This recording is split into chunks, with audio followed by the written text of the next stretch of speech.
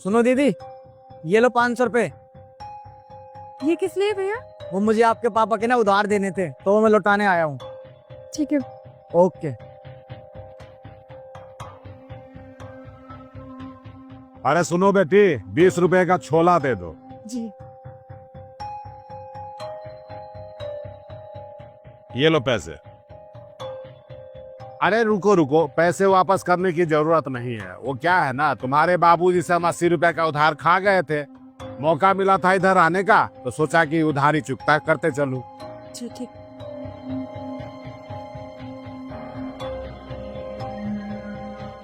ये लीजिए दीदी आपके 200 रुपए। अरे ये किस चीज के पैसे हैं? अरे वो क्या ना, मैं कुछ दिन पहले ना यहाँ पे 4 प्लेट छोले कुलचे लेके गया था, बस उसी के पैसे हैं। ठीक है छोड़।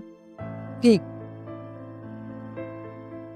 ये लोग कितने अच्छे हैं, भगवान इनका हमेशा भला करे, इनको कभी कोई परेशानी ना आने दे, ये हमेशा ऐसे ही खुश रहे, ऐसे ही हंसते रहे। दीदी, मैं आपसे एक बात पूछूं? हाँ पूछो। मुझे समझ नहीं आया, आप उन सबको इतना शुक्रिया क्यों कर रही थी? अरे वो आपके उधार के पैसे तो आपको चुका रहे थे, जो आपके ही है, तो भला इसमें उनको इतना थैंक यू बोलने की क्या बात है? फिर कभी ना कभी वो पैसे तो आपको उनको देने ही थे। आपको भी ये लगता है दीदी कि ये अपनी उधारी के पैसे लौटा रहे थे? नहीं दीदी, ये मेरी मदद कर रहे थे। मदद कर रहे हैं, लेकिन कैसी मदद? वो क्या है ना दीदी, मुझसे पहले यहाँ मेरे पापा होते थे और ये सब मेरे पापा के रेगुलर कस्टमर थे।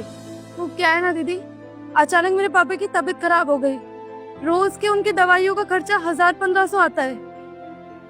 इन सबको पता है कि मेरे पास इतने पैसे नहीं है कि मैं उनका इलाज करा सकूं, बस इसलिए मेरी मदद करते हैं उधारी के बहाना लगाकर। लेकिन दीदी, अगर ऐसी बात है, वो मदद करना चाहते हैं, तो वो आपको बोल के भी तो कर सकते हैं ना मदद। ये ऐसे चोरी छुपे और बातें घुमा के क्यों कर रहे हैं? वो क्या है ना दीदी, इन सबको पता है कि मेरे पापा कितने खुददार थे। वो कभी भी 1 रुपए का एहसान नहीं लेते थे, कभी कुछ भी फ्री में नहीं करते थे। इसलिए इनको भी ये लगता है कि अगर पापा इतने खुददार थे तो उनकी बेटी भी इतनी खुददार होगी ना, बस इसलिए इस बहाने से मेरी मदद करते हैं। अगर आप इतनी खुददार हो, तो फिर आप इनकी मदद ले क्यों रहे हो? दीदी, मदद तो मैं भी नहीं लेना चाहती, पर क्या करूं, मेरी भी मजबूरी है। दुकान अच्छे से चल नहीं रही और पापा की दवाइयों का भी खर्चा है, बस इसलिए इनकी मदद ले रही हूँ। पर मैंने सोच रखा है दीदी, जब मेरे पापा का इलाज पूरे अच्छे से हो जाएगा ना, तो मैं इनको डेली छोले कुलचे फ्री में खिलाऊंगी। दीदी, मानना पड़ेगा, आपकी सोच ना बहुत अच्छी है और आप इनके बारे में भी सोच रहे हो। और ये तो आपने बहुत अच्छा कहा, एक बार ही आपके फादर ठीक हो जाए ना, फिर तो आप इनको मुफ्त का खाना खिलाना, और ये लोग डिजर्व भी करते हैं। अच्छा वैसे दीदी, मेरे पास ना आपके लिए एक ऑफर है। क्या दीदी?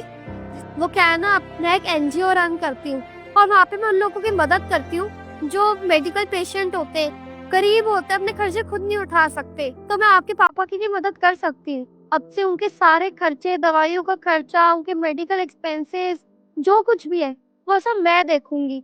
और अब ना आपको परेशान होने की भी दिक्कत नहीं है, उसमें दवाइयों का खर्चा, सब चीजें इंक्लूड है।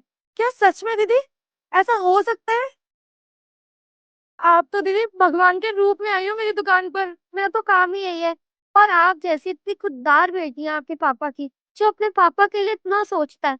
आज के टाइम में ऐसे बच्चे कहाँ ही होते हैं जो अपने पेरेंट्स के लिए इतना कुछ करे।